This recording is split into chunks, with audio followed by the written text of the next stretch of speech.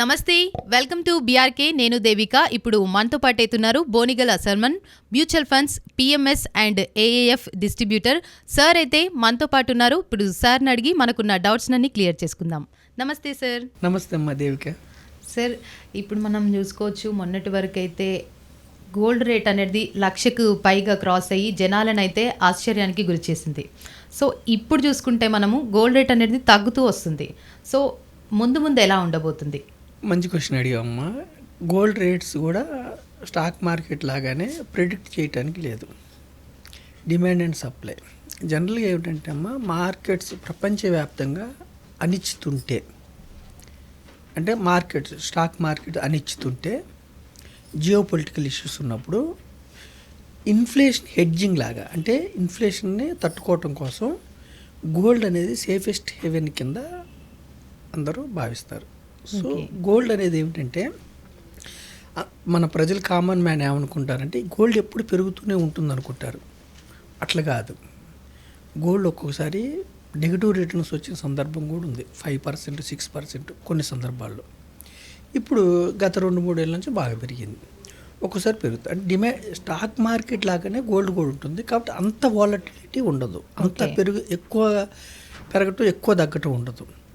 అయితే ప్రపంచవ్యాప్తంగా ఏమిటంటే అమ్మా, జియో పొలిటికల్ ఇష్యూస్, అంటే యుద్ధాల వల్ల కానీ, ట్రంప్ టారిఫ్ల వల్ల కానీ, టారిఫ్ల వల్ల ఇష్యూ వల్ల కానీ, ఇంకోటి వల్ల కానీ ఇష్యూ వచ్చినప్పుడు ఏం చేస్తారంటే, గోల్డ్ రిజర్వ్స్, మామూలుగా గోల్డ్ రిజర్వ్స్ని దేశాలు ఏం చేస్తాయంటే సేఫెస్ట్ ఉంటుంది. కాబట్టి గోల్డ్కి జనరల్గా డిమాండ్ ఉంటుంది, ఒక్కోసారి తగ్గుతుంది. కాబట్టి మనం భవిష్యత్తులో గోల్డ్ పెరుగుతుందా తగ్గుతుందా ఎవరు చెప్పలేరు. Nobody can predict. కానీ డిమాండ్ అండ్ సప్లై ఓకేనమ్మా. Silver, gold, precious metal, silver కూడా వీటిని కమోడిటీస్. సిల్వర్ మాత్రం మనకి ఇప్పుడు మ్యానుఫ్యాక్చరింగ్లో కంపెనీస్లో వాడుతున్నారు. కాబట్టి సిల్వర్ డిమాండ్ పెరుగుతుంది. సిల్వర్ మంచిగా పెరిగే అవకాశాలు ఉన్నాయి. అయితే మనం ప్రజలకు ఏం చెప్తున్నామంటే, మీరు ఫిజికల్గా ఆనందం కోసం అంటారా, మీ యొక్క ఆనందం కోసం మీరు కొనుక్కోవచ్చు. ఎలాగ మనం అమ్మం దీర్ఘకాలం కోసం. ఇన్వెస్ట్మెంట్ కోసం అంటారా, డైవర్సిఫికేషన్ కోసం మీరు గోల్డ్ని యాడ్ చేసుకోవచ్చు. అంటే పెట్టుబడుల్లో వైవిధ్యం కోసం మీరు గోల్డ్ని కూడా యాడ్ చేసుకోవచ్చు. ఇన్వెస్ట్మెంట్ కోసం అయితే ఈక్విటీస్, అంటే స్టాక్ మార్కెట్లో కంపెనీస్లో ఓనర్షిప్, డెట్ అంటే కంపెనీస్కి అప్పు ఇవ్వటం.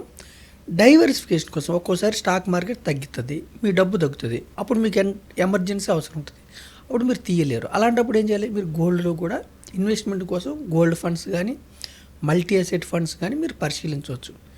అంటే నేను మీ ద్వారా ప్రజలకు చెప్పేది ఏమిటంటే అమ్మా, భవిష్యత్తులో గోల్డ్ పెరుగుతుందా తగ్గుతుందా అన్నది ఎవరో ప్రిడిక్ట్ చేయలేరు. అయితే యుద్ధ భయాలున్నా, ట్రంప్ డెసిషన్స్ వల్ల మార్కెట్స్ అనిశ్చితున్నా, ఇప్పుడు మన మ్యాక్రో ఎకనామిక్స్ అంతా బాగుంది. అంటే ఇన్ఫ్లేషన్ అదుపులో ఉంది, ఎక్కువ పాపులేషన్ ఉంది, 140 crores, కన్జంప్షన్ బాగుంది, జీడిపి 6.5తో గ్రో అవుతుంది. అంటే మార్కెట్స్కి ఇప్పుడు వచ్చిన నష్టం ఏం లేదు, ఎంప్లాయ్మెంట్ బాగుంది. ఓకేనమ్మా. సో అన్ని అనుకూలతలు ఉన్నాయి మనకి. మ్యానుఫ్యాక్చరింగ్ రంగం మీద శ్రద్ధ పెట్టాము, గవర్నమెంట్ ఎక్స్పెండిచర్ బాగుంది. సో మార్కెట్స్ వెళ్తున్నాయి. మార్కెట్స్ కరెక్షన్ అయినప్పుడు మళ్ళీ గోల్డ్ పెరిగే అవకాశం ఉంటుంది. ప్రపంచవ్యాప్తంగా మార్కెట్స్ కరెక్షన్ అయినప్పుడు, స్టాక్ మార్కెట్స్ కరెక్షన్ అయినప్పుడు గోల్డ్ పెరిగే.